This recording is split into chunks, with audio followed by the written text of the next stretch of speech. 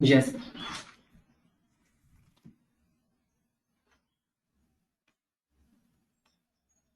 Good afternoon students. इससे पहले semester में मींस बीकॉम फर्स्ट सेम में आप लोगों ने फंडामेंटल्स ऑफ कंप्यूटर्स पढ़ा, सॉफ्टवेयर कंसेप्ट्स पढ़े, introduction to Windows third unit में पढ़ा था। और इसके अलावा फर्स्ट सेमेस्टर में आपने पढ़ा introduction to computer, input devices output devices second unit में। थर्ड यूनिट में आपने पढ़ा memory and mass storage devices and fourth unit में आपने एमएस वर्ड कवर किया। अब सेकेंड सेमेस्टर में जो आपका सिलेबस है, यूनिट फर्स्ट में फंडामेंटल्स ऑफ कंप्यूटर दोबारा से है, सेकेंड यूनिट आपकी सॉफ्टवेयर कंसेप्ट से रिलेटेड है, थर्ड यूनिट में हम विंडोज की इंट्रोडक्शन पढ़ेंगे और फोर्थ यूनिट में हम एमएस एक्सेल पढ़ेंगे। ये तो है आपका theory paper, maximum marks 50 marks. इसके अलावा आपका प्रैक्टिकल पेपर भी होना है। प्रैक्टिकल में आपका क्या होगा, एमएस एक्सेल, और आप को जो मैंने सिलेबस डाउनलोड करके व्हाट्सएप पे शेयर किया था उसमें प्रैक्टिकल के टॉपिक्स लिखे हुए हैं। एक्सटर्नल प्रैक्टिकल जैसा आपका फर्स्ट सेम में हुआ है वैसे ही आपका सेकंड सेम में भी एक्सटर्नल प्रैक्टिकल होना है। एक्सटर्नल एग्जामिनर आना है और 5 से 10 मिनट से लेकर आधे घंटे तक एक एक बच्चे का इस बार भी प्रैक्टिकल होगा। उसमें एक्सटर्नल एग्जामिनर आपसे प्रैक्टिकल से रिलेटेड कुछ भी पूछ सकते हैं। तो आपके लिए ये मैंडेटरी पार्ट है इसका, प्रैक्टिकल भी थ्योरी के साथ साथ। थ्योरी तो कवर करनी ही है। तो थ्योरेटिकल पोर्शन है इसका फर्स्ट यूनिट का, वो स्टार्ट कर रहे हैं आज। सबसे पहला है fundamentals of computer first unit. First unit में हम फंडामेंटल्स ऑफ कंप्यूटर्स के से रिलेटेड पढ़ेंगे।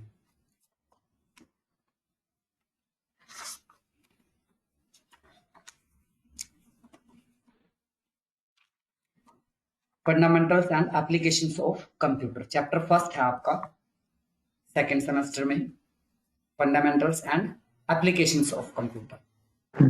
इस चैप्टर में हम स्टडी करेंगे मीनिंग ऑफ कंप्यूटर। अगेन जैसे फर्स्ट टाइम में पढ़ा था, advantages of computer, digital computer, model of digital computer, functioning of digital computer, types of digital computer, analogue computer, digital और एनालॉग कंप्यूटर में डिफरेंस क्या है, और एजुकेशन सेक्टर में क्या एप्लीकेशंस हैं कंप्यूटर के, मार्केटिंग सेक्टर में क्या है, मैनेजमेंट में क्या है और कॉमर्स में क्या है। ये हमारा फर्स्ट चैप्टर में हम मटेरियल स्टडी करेंगे, हम डिस्कस करेंगे। Let us discuss one by one. सबसे पहले है, जैसा कि स्क्रीन पर आपको शो हो रहा है पीडीएफ फाइल में, ये बुक है वीके पब्लिकेशन की, जिसके राइटर अंकना गोयल हैं। डॉक्टर आर के सिंगला का नाम तो आपने सुना ही होगा, सुना है किसी ने? हाँ जी,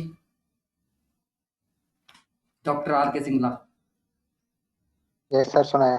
हाँ जी, उनकी बेटी है अंकना गोयल, उनकी ये बुक है वीके पब्लिकेशन की।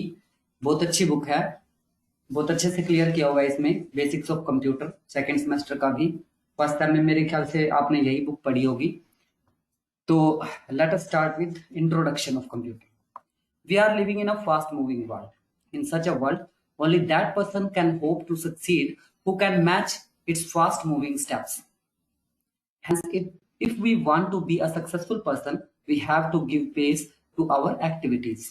हम जो भी दिनचर्या की एक्टिविटीज करते हैं, या फिर आप स्टूडेंट हैं तो स्टूडेंटशिप में जो भी आपकी एक्टिविटीज हैं, आप बिजनेसमैन हैं तो बिजनेस से रिलेटेड जो एक्टिविटीज हैं, तो आपको अप टू डेट रहना पड़ता है। अप टू डेट रहने का मतलब है, अब जैसे मान लो टाइपराइटर का जमाना था तो टाइपराइटर आपको आना चाहिए था, उसके बाद कंप्यूटर आ गया है तो कंप्यूटर आपको पता होना चाहिए।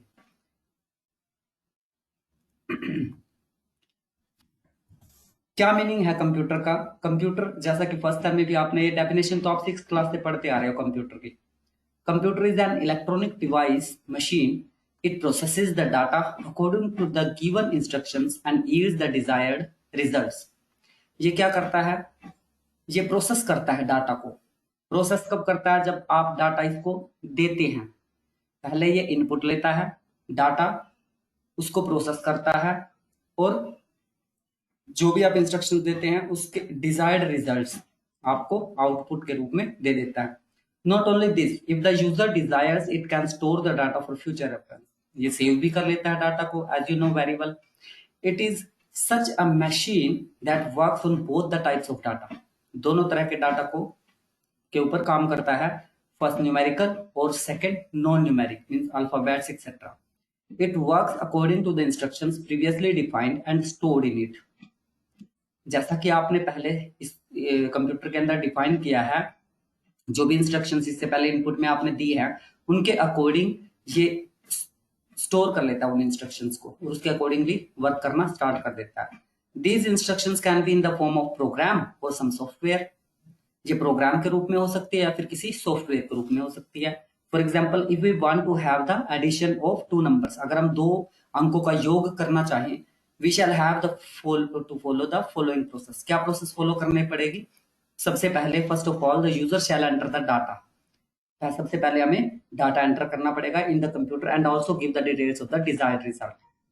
हमें क्या चाहिए उसकी भी इंफॉर्मेशन इसमें देनी होगी। Second, immediately after this it shall check whether the desired results could be available from the data और whether the data is sufficient.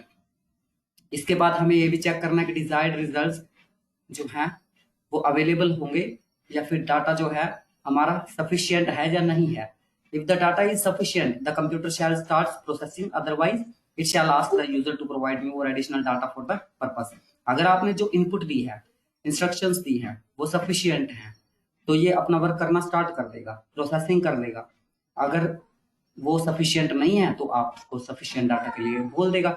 After this the result is displayed on the screen of the computer. Processing के बाद ये अपने screen पर आपको result show कर देता है। If the user wishes, the results can be stored for future reference, और इस रिजल्ट को आप फ्यूचर रेफरेंस के लिए सेव भी कर सकते हैं।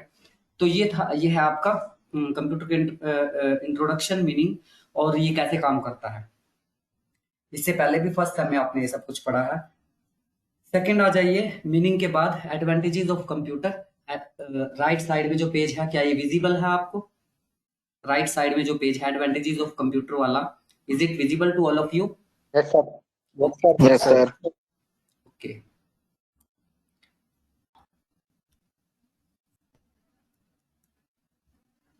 First, high speed. Computer high speed से काम करता है। मोर एक्यूरेसी, ज्यादा एक्यूरेट रिजल्ट्स आपको देता है। ट्रांजैक्शन कॉस्ट कम होती है। ये सब इसके एडवांटेजेस आप पढ़ चुके हैं। टाइम सेविंग, टाइम सेव होता है जब ये स्पीड से काम करता है, टाइम तो सेव होगा ही।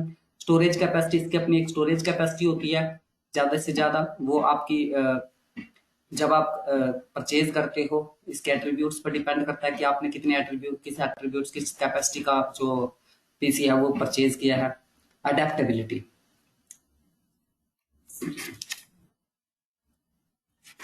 नेक्स्ट है वर्सेटाइलिटी।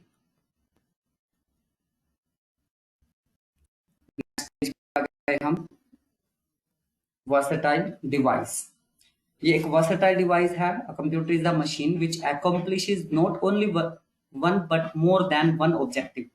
एक से ज्यादा ऑब्जेक्टिव फुलफिल किए जा सकते हैं। For example, a computer can be used for booking a ticket, for playing a game, for sending an email and for preparing a salary bill. इन सभी कामों के लिए यूज किया जा सकता है।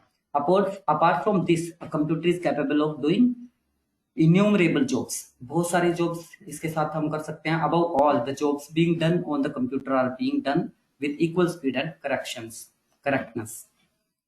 तो इस तरह से इसको हम वर्सेटाइल डिवाइस कह सकते हैं। Endurance, a computer possesses the quality of endurance. It simply means that a computer can go on doing any job for a relatively long period of time without complaining. ये नहीं है कि आपको मैंने instructions दी भाई एक चैप्टर पूरा prepare करके तो आप कंप्लेन करना स्टार्ट कर देंगे कि नहीं जी फर्स्ट टॉपिक होगा, सेकंड टॉपिक होगा बस, और या फिर 10 टॉपिक हो जाएंगे इसके, या 2-4 टॉपिक होंगे या जितने भी होंगे। लेकिन कंप्यूटर ऐसे कंप्लेन नहीं करेगा आपको। आप उसको बोलेंगे कि ये आप जो भी इनपुट देंगे वो बिना थके बिना आपको कंप्लेन किए कर लेगा। तो इंश्योरेंस है। ऑटोमेशन है। A computer has the quality of doing any job automatically. It means that once we enter a program in its memory, then it can complete its job without any further human help. जब हम इसकी memory में save कर देते हैं, programme को enter कर देते हैं, तो इसके बाद ये विदाउट एनी हेल्प, जब आपने इनपुट दे दी तो उसके बाद इसको प्रोसेस ये खुद कर लेता है। रिडक्शन इन एफर्ट्स, एफर्ट्स आपको कम डालने पड़ते हैं इसमें। नेक्स्ट टॉपिक है डिजिटल कंप्यूटर। दिख रहा है आपको? डिजिटल कंप्यूटर, इससे पहले भी पढ़ा है आपने, इसलिए स्पीड में चल रहा हूँ, ये फर्स्ट लेक्चर में मैं। Generally the computer yes sir, दिख रहा है। that we observe and which we work are digital computers. Generally, the computer that we observe and which we work are digital computers. Digital computers have data only in the form of binary digits. Binary digits कौन सी होती है? 0 और 1 की form में, 0 and 1 की form में। 0 और 1 की फॉर्म में जो एक्सेप्ट करता है डाटा, वो कौन सा होता है? Digital computer. और दूसरा कौन सा होता है? Analog computer. वो 0 1 की फॉर्म में एक्सेप्ट नहीं करता। We enter the data in the computers in its original form, but the input device of the computer convert the data into digital form. 0 1 की फॉर्म में से उसको कन्वर्ट कर लेता है। For example when we enter text, digits, words, symbols etcetera, और prepare some digital on the computer, diagram on the computer. In digital computer, the data is entered in the form of a number of series of 0 and 1. The computer gets processing on the digital data and provides required results. जब आप input डालते हैं तो ये इसको अपने आप convert कर लेता है और डिजायर्ड रिजल्ट्स शो कर देता है। इसमें हम डिजिटल कंप्यूटर के मॉडल पढ़ेंगे, model of digital computer, second functioning of digital computer, and third components of digital computer. First, the meaning and advantages of a computer are the clear pointed to the fact that it is a remarkable miracle of human brain. Its speed, correctness, dependability, tolerance, and storage capacity is simply matchless. Now we would like to know about the way this wonderful machine works, whether it is a single device or a combination of some collection of devices. क्या ये single device है computer, या फिर ये क्या है, assemble किया जाता है, एक से ज्यादा डिवाइसेस इसमें इंक्लूडेड है? हाँ जी, हम पढ़ेंगे इसमें। डायग्राम में देख लीजिए, इनपुट यूनिट लेफ्ट साइड में है, डायग्राम ऊपर चला गया, राइट साइड में डायग्राम शो हो रहा है अब। यस, इस diagram Yes, sir. To all of you?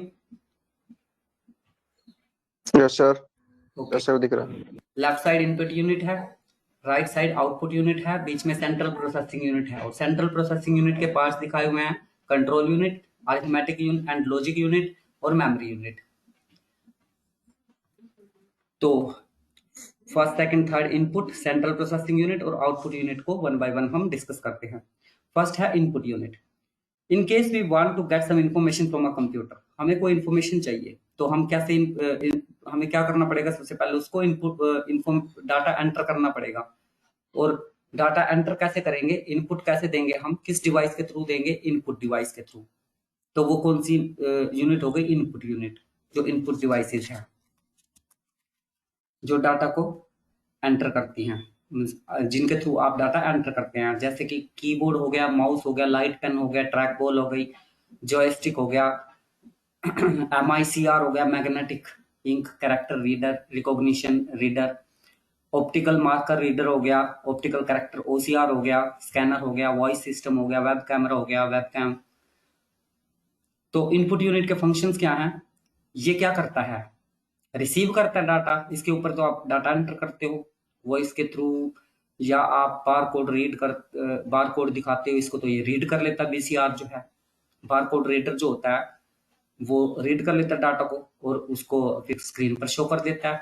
Mall में जाते हो परचेज करने, ठीक है, कुछ भी सामान, तो वो बार कोड रीडर से कोड को रीड कर लेते हैं और उस पर स्क्रीन पर वो प्राइस शो हो जाता है कि कौन सा प्रोडक्ट है, कितने प्राइस का है और आपको कितने का पड़ेगा, बिल में ऐड हो जाता है।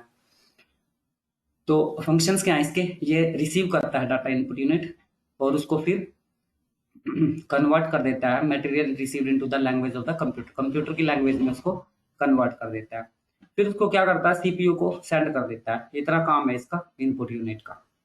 क्या काम है? ये डाटा को रिसीव करता है, इसको कंप्यूटर की लैंग्वेज में कन्वर्ट करता है और फिर इसको CPU को सेंड कर देता है।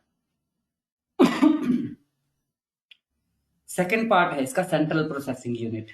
सेंट्रल प्रोसेसिंग यूनिट क्या है? जिसमें कि 3 पार्ट शो किए हुए हैं इस डायग्राम में, arithmetic and logic unit, control unit और मेमोरी यूनिट, ALU, CU और MU। Central processing unit happens to be the brain of the computer. Input unit हो गई फंक्शंस पढ़ लिया हमने। Second central processing unit, CPU के बारे में पढ़ रहे हैं। 3 पार्ट्स पढ़ेंगे इसके, one by one. First part है arithmetic and logic unit. All the arithmetic and logic activities done by the computer are performed by ALU। जितनी भी अरिथमेटिक और लॉजिक फंक्शंस हैं वो किसके द्वारा किए जाते हैं? ALU के द्वारा। ये 2 पार्ट्स में डिस्ट्रीब्यूट कर सकते हैं, इसको आप क्लासिफाई डिवाइड कर सकते हो। फर्स्ट है अरिथमेटिक सेक्शन और दूसरा है लॉजिक सेक्शन। अरिथमेटिक सेक्शन में क्या होता है? ALU के अरिथमेटिक एंड लॉजिक यूनिट में जैसे एंड भी बीच में है तो 2 पार्ट्स ही हो गए इसके भी, अरिथमेटिक और लॉजिक। तो अरिथमेटिक सेक्शन हो गया और दूसरा लॉजिक सेक्शन। एक ही हेडिंग से दोनों इसके सब हेडिंग याद हो जाएंगे आपको। तो फर्स्ट है इसका, this section performs the arithmetic activities. Arithmetic activities कौन कौन सी होती है? एडिशन, सब्ट्रैक्शन, मल्टीप्लिकेशन, डिवीजन और जितनी भी ऑपरेशंस ये होती हैं वो कौन सी होती है? अरिथमेटिक ऑपरेशंस को परफॉर्म करता है कौन सा पार्ट इसका? Arithmetic section. और दूसरा है लॉजिक सेक्शन। लॉजिक में आप जो भी इसको equal to, greater than, less, more than, and और नोट, जो भी इसको इंस्ट्रक्शंस देते हो वो किसमें प्रोसेस करता है? अरिथमेटिक लॉजिक यूनिट में। जो लॉजिकल ऑपरेशंस होती हैं, लॉजिकल ऑपरेशंस वो कहां पर परफॉर्म होती हैं? लॉजिक सेक्शन में। फंक्शंस क्या हैं ALU के? फर्स्ट क्या है? It performs the arithmetic calculations like addition, subtraction, multiplication, division etcetera, and it performs the logic activities. 2 part हैं इसके, अरिथमेटिक सेक्शन और लॉजिक सेक्शन, और दोनों एक्टिविटीज करता है। अरिथमेटिक एक्टिविटीज करता है और लॉजिक एक्टिविटीज करता है। सिंपल सी बात है। दूसरा हो गया इसका part control unit. Control unit CU। All the components of a computer function under the control of the control unit. The unit doesn't perform the job of any processing but directs the activities being performed by other units. It is its job to take care of the fact that which particular unit has to perform what job and when. कब क्या करना है, दिमाग है ये computer का। It also take care of what is not to be done, क्या नहीं करना है ये भी इसी को देखना है। This unit determines the sequence of various activities या फिर operations. This unit also takes care of fact whether the data provided to the computer are sufficient enough to yield the desired results. जो desired result के लिए input दी गई है वो sufficient है या नहीं है। देखो इनपुट में इनपुट दोगे आप इनपुट डिवाइसेस से, इनपुट डिवाइस पहचान नहीं करेगा कि डाटा सफिशिएंट है या नहीं, वो सेंट्रल प्रोसेसिंग यूनिट को भेजेगा। सेंट्रल प्रोसेसिंग यूनिट में भी ALU के बाद जो है वो CU ये काम करेगा कि डाटा सफिशिएंट है या नहीं है। अगर इनसफिशिएंट डाटा है तो वो किसको इंस्ट्रक्शन देगा? आउटपुट डिवाइसेस में आपको नजर आएगा कि डाटा जो है वो इनसफिशिएंट है अभी, ठीक है। एरर शो करेगा या जो भी है मैसेज आएगा स्क्रीन पर, पॉपअप मेन्यू आएगा, कुछ भी आएगा, उससे आपको पता चल जाएगा इनसफिशिएंट है या सफिशिएंट है। अगर सफिशिएंट है तो फिर वो उसको परफॉर्म कर देता है। फंक्शंस क्या है कंट्रोल यूनिट के? First, controlling the various components of the computer. जो कंपोनेंट्स हैं कंप्यूटर के उनको कंट्रोल करना। कंपोनेंट्स कौन कौन से? Input devices, output devices etcetera. Establishing coordination among the various components of the computer. Coordination, एक तरफ से आप प्रिंटिंग कर रहे हो, इनपुट आ रही है, इनपुट आ रही है, फिर उसके बाद आप प्रिंट भी कर रहे हो और आप कैलकुलेशंस भी कर रहे हो और जो है वेरियस एक्टिविटीज परफॉर्म कर रहे हो, तो उन सबको के बीच कोऑर्डिनेशन बिठाना, तालमेल बिठाना किसका काम है? कंट्रोल यूनिट का काम है। Determining the order of different functions during processing. भाई किस फंक्शन को किस ऑर्डर में फर्स्ट क्या होना है, फिर सेकंड क्या होना है, थर्ड क्या होना है, ये डिटरमाइन करना किसका काम है? सेंट्रल यूनिट, कंट्रोल यूनिट का काम है। Storing the intermediate results temporarily. जो बीच के रिजल्ट्स है, मान लो आपने कहा कि 2 + 4 × 6, तो जो बोर्ड मैथ्स का फॉर्मूला है पहले तो वो 2 और 4 को ऐड करेगा, ठीक है, फिर डिवाइड करेगा रिजल्टेंट को। तो बीच का जो इंटरमीडिएट आपको तो आउटपुट शो करेगा वो, लेकिन इंटरमीडिएट रिजल्ट को भी टेम्परेरीली जो स्टोर करता है वो कौन करता है? सेंट्रल यूनिट करती है, कंट्रोल यूनिट करती है, sorry. Receiving data and instructions from the input unit and sending them to the relevant components. Instructions input unit से और या फिर उनको सेंड करना, जो डाटा सेंड करना, डाटा या इंस्ट्रक्शंस रेलिवेंट कंपोनेंट्स कंट्रोल।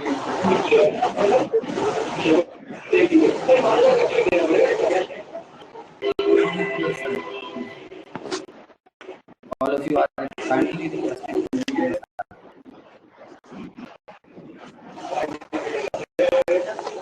कौन नीति सिंह,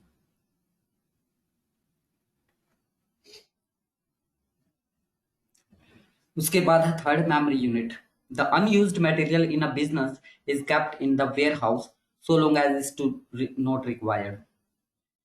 भाई ऐसा मटेरियल जो अभी यूज नहीं किया जाना, बाद में यूज किया जाना है लॉन्ग पीरियड के लिए, उसको कहाँ पर रखा जाता है? वेयर हाउस में। तो यही काम मेमोरी यूनिट का है, उसको सेव कर लिया जाता है। बाद में आपको चाहिए, बाद में देखना वो डाटा, उसको कहाँ पर सेव कर लेते हैं? मेमोरी में सेव कर लेते हैं। Similarly, the unused material has to be stored in a computer also, that is the data instructions and results. जो data instructions है या जो results हैं उनको आप सेव कर लेते हो। This job is performed by memory unit। ये memory unit के द्वारा किया जाता है काम। The memory of a computer can be divided into following two parts। दो parts में divide करते हैं memory को, primary memory and secondary memory। Next page, turn on next page।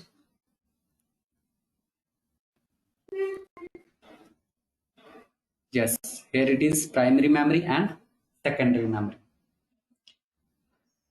Primary memory, the inbuilt memory available in the CPU is called the primary memory। जो CPU की inbuilt memory है उसको क्या बोलेंगे आप? Primary memory। मीन्स ये जो memory है वो inbuilt होती है, पहले से ही होती है इसमें CPU में। It also known as the main memory। Secondary नहीं है, main memory है। The speed of this memory is very fast। This memory stores the data instructions and the results on which computer system is currently working। In addition to it, it has some unchangeable instructions available in it। This in turn helps the use while working on the computer। तो primary memory कौन सी है जो primarily इसमें होती है CPU में?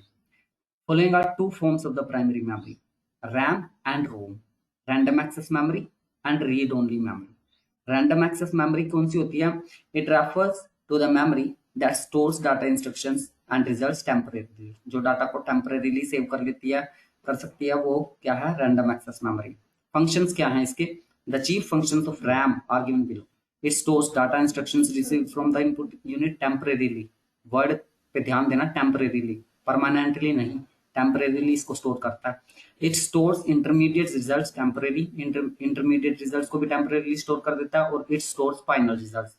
देखो data की जो इंस्ट्रक्शंस आपने दी हैं उसको भी टेम्परेरीली सेव करता है, इंटरमीडिएट रिजल्ट्स को भी टेम्परेरीली सेव करता है, और फाइनल रिजल्ट्स को भी टेम्परेरीली सेव करता है। कौन? RAM, random access memory. उसके बाद है read only memory. It refers to that memory which remains permanently available in the primary memory unit to make the computer system workable। Computer system work करने के लिए इस परमानेंटली उसमें store कर देता है जिस मेमोरी को, उस मेमोरी को क्या बोलते हैं हम? Read only memory. फंक्शंस क्या हैं? It helps in making the computer workable, काम करने लायक बनाता है उसको, सिस्टम को। The material available in its permanent which can be use for long period of time. जो इसमें परमानेंटली स्टोर करते हैं आप, परमानेंटली पहली तो बात क्यों स्टोर करते हो आप? जो आपको लॉन्ग टर्म में चाहिए वही वही आप परमानेंटली स्टोर करेंगे, उसी को ही सेव करेंगे आप। तो क्या फंक्शन है रोम का? इसमें आप परमानेंटली स्टोर कर देते हैं। उसके बाद है दूसरी, ये तो हमने प्राइमरी मेमोरी कर ली। प्राइमरी मेमोरी में हमने कौन कौन सी मेमोरी करी?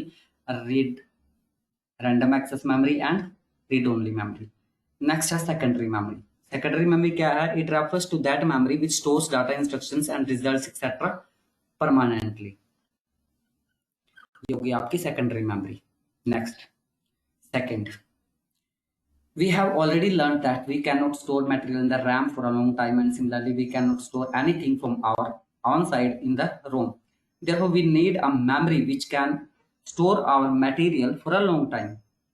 This job is performed by the secondary memory। ये जो काम है वो किसके द्वारा किया जाता है लॉन्ग टर्म पे सेव करने के लिए? सेकेंडरी मेमोरी द्वारा। Storage capacity is unlimited. इसकी जो स्टोरेज कैपेसिटी है वो अनलिमिटेड होती है, या फिर कह लीजिए कि आप जिस कैपेसिटी का परचेज करते हैं उतनी उस हद तक लिमिटेड होती है। We can store material it in for a long as well as wish, but it has no direct contact with the CPU. CPU के साथ इसका कोई डायरेक्ट कॉन्टैक्ट नहीं है.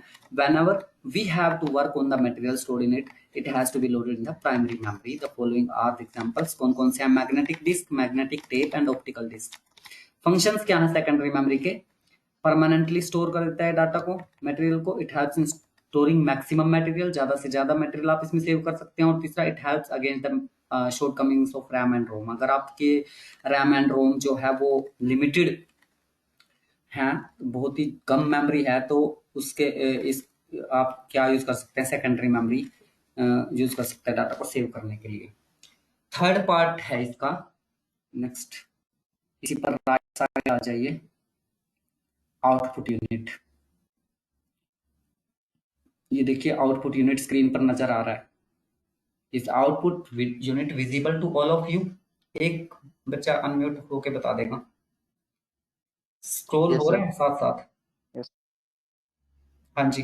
Yes, sir. Okay. Output unit after that सबसे पहले आप input देते हैं, उसके बाद वो प्रोसेस हो जाता है. इनपुट कहाँ से देते हैं? इनपुट यूनिट से देते हैं. प्रोसेसिंग कहाँ पर होती है? प्रोसेसिंग यूनिट में होती है. उसके बाद जो डिजायर्ड रिजल्ट है वो कहाँ पर आता है? आउटपुट यूनिट में आता है.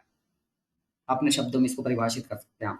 It refers to that component of the computer which makes the information get converted into user readable language before flashing it on the screen or available on the printer. Output devices पर output devices क्या करता है? उसको read करने लायक बनाता है. जिस form में यूजर को डाटा चाहिए उस फॉर्म में उसको लाता है. आप मान लीजिए मुझे हार्ड कॉपी चाहिए. हार्ड कॉपी चाहिए. हार्ड कॉपी कौन देगा मुझे? कौन बताएगा भाई हार्ड कॉपी कौन देगा मुझे? कौन सा आउटपुट डिवाइस देगा? Printer. जी कोई? सोनू अनम्यूट हुआ था अभी. बता रहे थे क्या? Yes, sir. Printer देगा ना हार्ड कॉपी. क्या हार्ड कॉपी कहाँ से मिलेगी? प्रिंटर से. Okay, very good. हाँ जी. Soft copy. सॉफ्ट कॉपी तो आप कहीं पर भी दे सकते हैं, किसी भी मेमोरी में. Display sir. तो ये आप पढ़ लेंगे. उसके बाद फंक्शंस क्या हैं आउटपुट यूनिट के? Output unit performs the following major functions. CPU से इंफॉर्मेशन लेना, उस इंफॉर्मेशन को कन्वर्ट करना रीडेबल लैंग्वेज में, और यूजर को अवेलेबल कराना जिस फॉर्म में किस यूजर को चाहिए. जिस फॉर्म में यूजर को चाहिए उसको उस फॉर्म में अवेलेबल कराना किसका काम है? आउटपुट डिवाइस का काम है. नेक्स्ट है types of digital computer. Digital computer चल रहा है हमारा अभी. डिजिटल कंप्यूटर कर लेते हैं. टाइप्स कौन कौन से हैं डिजिटल कंप्यूटर के? सुपर कंप्यूटर और mainframe computer. Left side आपका सुपर कंप्यूटर है और राइट साइड पेज पर आपका मेन फ्रेम कंप्यूटर है. स्क्रीन पर आपको विजिबल होगा. Supercomputer. The chief characteristics of this type of computer is that they are huge in size. ये बहुत बड़े होते हैं साइज में, but the greatest in speed. बहुत ज्यादा इनकी स्पीड होती है. They can accomplish the most complex job in the shortest span of time. जटिल से जटिल कार्यों को बहुत ही कम क्षणों में कर सकते हैं आप इससे. These computers are neither used in homes nor students can carry them to their college. They are used in scientific activities, whether research, making films, etc. Research, whether research में और फिल्म मेकिंग एक्सेट्रा, इन सभी कामों में इस super computer को use किया जाता है. फंक्शंस क्या है इसके? डिफेंस से रिलेटेड प्रॉब्लम सोल्व की जा सकती हैं. वेदर रिसर्च में हेल्पफुल है. मैन्युफैक्चरिंग एरोप्लेन्स मैन्युफैक्चर करने में हेल्पफुल है. फिल्म्स बनाई जा सकती हैं. जो बहुत रिसर्चेज हैं जैसे जेनेटिक रिसर्च हैं, और जिसको मतलब माइक्रो लेवल पर आप स्टडी करते हैं. एक स्ट्रॉन्ग कंप्यूटर की जरूरत है, तो सुपर कंप्यूटर पर ये काम किए जाते हैं. एडवांटेजेस क्या है इसकी? Completing quickly the most complex scientific activities. जो जटिल से जटिल साइंटिफिक एक्टिविटीज होती हैं वो इस पर बहुत ही जल्दी से शीघ्रता पूर्वक की जा सकती हैं. और सभी तरह की एक्टिविटीज ऑलमोस्ट इस पर बहुत शीघ्रता पूर्वक की जा सकती हैं. लिमिटेशंस क्या है इसकी? These computers are meant only for a few special purposes. जैसे कुछ ही पर्पसेस बताए हैं इसके ऊपर, मैंने सभी पर्पसेस फुलफिल नहीं कर सकते आप इससे. और कॉस्टली पड़ेगा। They can not be carried from one place to another place, बहुत ज्यादा बड़े होते हैं, ये साइज बहुत ज्यादा बड़ा होता है, बहुत ज्यादा कॉस्टली होते हैं, एक एक इन पर इलेक्ट्रिसिटी कंजम्पशन ज्यादा होती है, ठीक है। तो इस तरह की जो इसकी लिमिटेशंस हैं कुछ, लेकिन जहां पर ये कंप्यूटर चाहिए सुपर कंप्यूटर, तो वहां तो यही चाहिए, इसके अलावा दूसरे से तो होगा नहीं। जहां पर ये चाहिए तो वहां पर तो यही चाहिए, लेकिन जहां पर दूसरे से हो सकता है, लैपटॉप से मेरा काम चल रहा है, सुपर कंप्यूटर की जरूरत ही नहीं है, और सुपर कंप्यूटर से वो काम हम करेंगे तो फिर उसकी कॉस्ट ज्यादा आ जाएगी। तो इस तरह से आप एग्जाम्पल क्या है, T90, परम, नेक 500 और अनुराग, ये 4 एग्जांपल्स दे रखे हैं इसके। नेक्स्ट राइट साइड में जो आपको पेज विजिबल है, इसमें मेन फ्रेम कंप्यूटर है। मेन फ्रेम कंप्यूटर कौन से होते हैं? These computers are used in order to complete scientific and business activities. Scientific activities भी की जा सकती है और बिजनेस एक्टिविटीज भी की जा सकती है। They are called general purpose computers. ये जनरल पर्पस जो सामान्य तौर पर एक्टिविटीज की जाती हैं वो इन कंप्यूटर्स में की जा सकती है, पॉसिबल है। A number of users can work on such computers at the same time.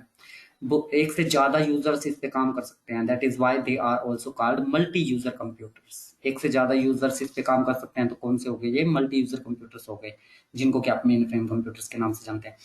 There storage capacity is huge and their speed is very fast. Storage capacity भी बहुत ज्यादा है इसकी, और बहुत ज्यादा शीघ्रतापूर्वक आप इस पे अपना काम कर सकते हैं, टास्क कंप्लीट कर सकते हैं, एक्टिविटीज कर सकते हैं। These are briefly used in the hospitals, banks, insurance companies, railway reservations and airline reservations.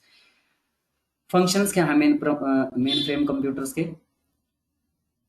Hospitals में डिफरेंट जॉब्स को परफॉर्म किया जा सकता है, इंश्योरेंस कंपनीज या बैंक्स में डिफरेंट जॉब्स को कंप्लीट किया जा सकता है, एयरलाइन रिजर्वेशंस में, रेलवे जॉब्स में को परफॉर्म किया जा सकता है, बिजनेस एक्टिविटीज बड़ी बड़ी कंपनियों में की जा सकती है कंप्लीट।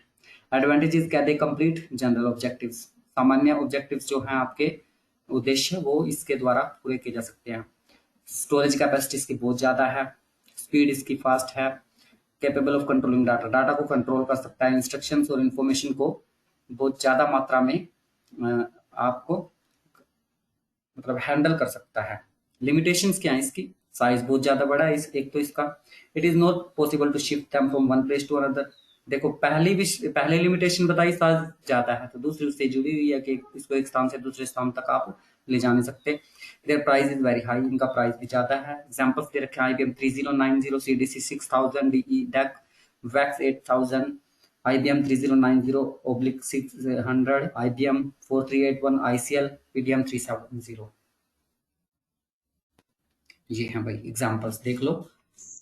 नेक्स्ट पेज पे आ जाओ, बस लास्ट टॉपिक रह गया ये मिनी कंप्यूटर और माइक्रो कंप्यूटर। ये दो हैं, देख लीजिए स्क्रीन पर। थर्ड है मिनी कंप्यूटर और फोर्थ माइक्रो कंप्यूटर, और राइट साइड में माइक्रो कंप्यूटर ही एक्सप्लेन किया हुआ है। फिर उसके बाद इसी के फंक्शंस है माइक्रो कंप्यूटर के, और एडवांटेजेस है माइक्रो कंप्यूटर्स के, ठीक है। बस यहाँ तक देखते हैं, चलो। Mini computer, these computers have less speed in comparison to speed of mainframe computers, but their speed is better than the microcomputer। Micro computer से तो बेटर है, लेकिन इससे पहले जो हमने पढ़े हैं मेन फ्रेम, उससे कम है। फंक्शंस क्या है इसके?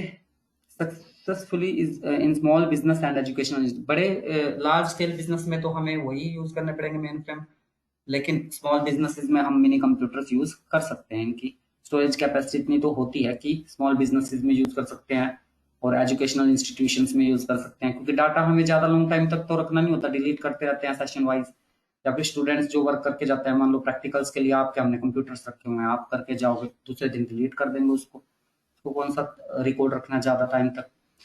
फाइनल रिजल्ट के रिकॉर्ड रखते हैं आपके। Limitations of the mini computer, limitation क्या है? स्पीड जो है इस कंप्यूटर की happens to less than the mainframe computer. Mainframe computer से कम है, लेकिन जहां पर जरूरत इतनी ही स्पीड की है तो इससे काम चल जाएगा। एग्जांपल क्या है? Wax 5000, IBM 2000, mighty frame, PDP 11, PDP 45, magnum. Micro computers जो आप यूज कर रहे हैं, which computer happens to be the smallest computer? And the most obvious answer to this question would be microcomputer. This computer is used almost everywhere, लगभग हर जगह इसको use किया जा रहा है, बी इट होम और ऑफिस। ऑफिस में या घर पर बैग में डाल के लेके जाते हो, या फिर अब तो घर पर ही बैग में से निकालते हो, क्लास अटेंड करते हो, उसको वापस बैग में रख देते हो, है ना। It can be said that every computer users knows about it, that is why it is also called personal computer, PC बोलते हैं इसको। Their size, price, portability, speed, everything is suitable for the users, आपके लिए suitable है, अगर आप use कर रहे हो इस कंप्यूटर को only as user। Because of its manifold advantages, this computer has gained a remarkable reputation. Desktop computer और पोर्टेबल कंप्यूटर, माइक्रो कंप्यूटर के दो टाइप्स हैं। Desktop computer, it refers to a computer whose chief components are the monitor, keyboard, mouse and CPU. Desktop computer जो पहले आप use करते थे। और पोर्टेबल कंप्यूटर है जो आप अब ये लैपटॉप और पीडीए, पर्सनल डिजिटल असिस्टेंट, बस में देखा कंडक्टर टिकट काटता है, पीडीए लेके चलता है वो। Functions of micro computer, micro computer का फंक्शन क्या है? Micro computer performs the following chief functions, क्या क्या? It serves the need of the students in a helpful way, it helps to the meet the requirements of the professionals who find them handy. भैया जिसकी जो student की requirements पूरी हो जाती है, फंक्शंस आप अपनी मर्जी से और भी लिख सकते हैं इसमें। Advantages of the micro computer, they are priced less than the price of all other computers. इससे पहले जो आते इससे महंगे थे वो, और ये जो होगा वो इनसे थोड़ा सस्ता पड़ेगा। They are the smallest in size, smallest हैं तभी तो एक जगह से दूसरी जगह तक ले जाया जा सकते हैं। They can be easily taken from one place to another place. Micro computers in the category of laptop can be easily operated even during the course of a journey, journey में भी हम साथ लेके जा सकते हैं इसको। Micro computer in the category of PDA start functioning simply on the touch on the screen and they do not have a keyboard, tablet है जैसे। All the categories of the micro computers are with in the reach of the users, users की reach में है। अभी वो तो users को पता है कि रीच में है नहीं है, एवरेजली रीच में है, ठीक है। Limitations of the micro computer, limitations क्या है इसकी? Their speed happens to be less than the speed of mini computer, only one person can use this computer at a time, एक टाइम में एक ही पर्सन यूज कर सकता है। Example क्या है? BBC micro, dolphin etcetera. अब आपको पता चल गया सुपर कंप्यूटर कौन सा होता है, मेन फ्रेम कंप्यूटर कौन सा है, मिनी कंप्यूटर क्या है, माइक्रो कंप्यूटर क्या है, इन सब के बारे में पता लग गया। तो इसकी कंपेरेटिव स्टडी है नेक्स्ट पेज पे, कंपैरिजन है इनके। साइज, सुपर कंप्यूटर लार्जेस्ट है, सबसे बड़ा। मेन फ्रेम कंप्यूटर लार्ज है, मिनी कंप्यूटर स्मॉल है, और सबसे छोटा smallest is micro computer. Storage capacity के बेसिस पर अगर डिफरेंशिएट करें इन सबको, तो लार्जेस्ट स्टोरेज कैपेसिटी किसकी है? सुपर कंप्यूटर की। उससे कम किसकी है? मेन फ्रेम कंप्यूटर की, मिनी कंप्यूटर की इन दोनों से कम है, और माइक्रो कंप्यूटर की इन तीनों से कम है, स्मॉलेस्ट। कॉस्ट, कंपोनेंट और यूज के बेसिस पर भी इसको डिफरेंशिएट किया गया है, वो आप देख लीजिए बड़ा ही सिंपल तरीके से। डिजिटल कंप्यूटर हो गया आपका, डिजिटल कंप्यूटर हो गया। उसके बाद एनालॉग कंप्यूटर रह गया इस चैप्टर में। फर्स्ट चैप्टर में आपका एनालॉग कंप्यूटर रह गया एक तो, और एक एप्लीकेशंस रह गए। कल के लेक्चर में हम एनालॉग कंप्यूटर, इसके एप्लीकेशंस और नेक्स्ट चैप्टर में से कुछ टॉपिक्स करेंगे कवर। आप लोगों ने मैसेज बॉक्स में, चैट बॉक्स में अपने रोल नंबर्स लिख दिए हैं सभी ने? हाँ लिख दिए हैं, रिकॉर्ड हो गए हैं। Yes, sir. Have a nice day. Yes, sir. Yes. Thank you, sir. Okay, Okay, sir. Welcome welcome. Bye.